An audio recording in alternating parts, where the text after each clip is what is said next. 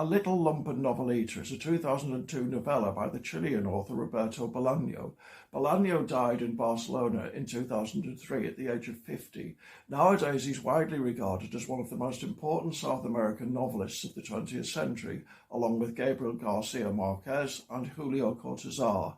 In some ways that's rather ironic because he always regarded himself primarily as a poet.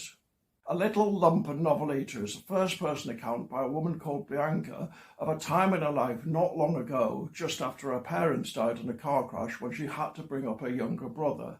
She works in a hairdressing salon and her brother goes to work in a gym, but even so, they found it difficult to make ends meet. One day, her brother brings home two shady-looking men who quickly move in and make themselves comfortable in the siblings' flat.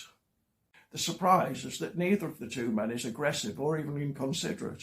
On the contrary, they cook and clean, they're courteous, and they pay their way, but they don't bring any money in. Eventually, the four characters, the two men and the siblings, decide to rob an ex-movie actor with whom they're acquainted. Bianca is introduced to him as a prostitute with a brief to find out where in his house his safe is. I won't give away the ending. In some ways, my summary may have made it sound slightly farcical, but in fact it's anything but.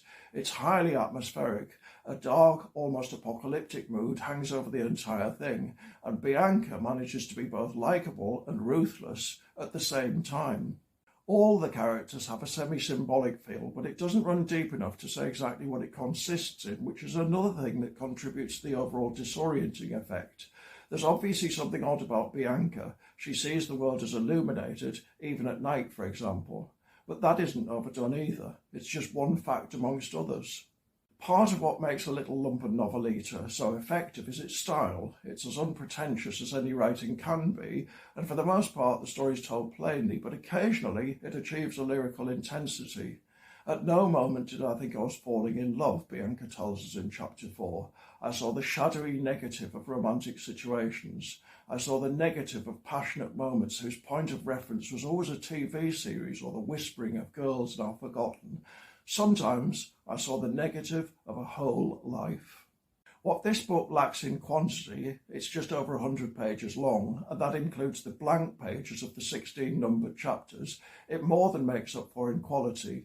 Bianca's an extremely interesting character, and virtually every sentence tells you a little bit more about her.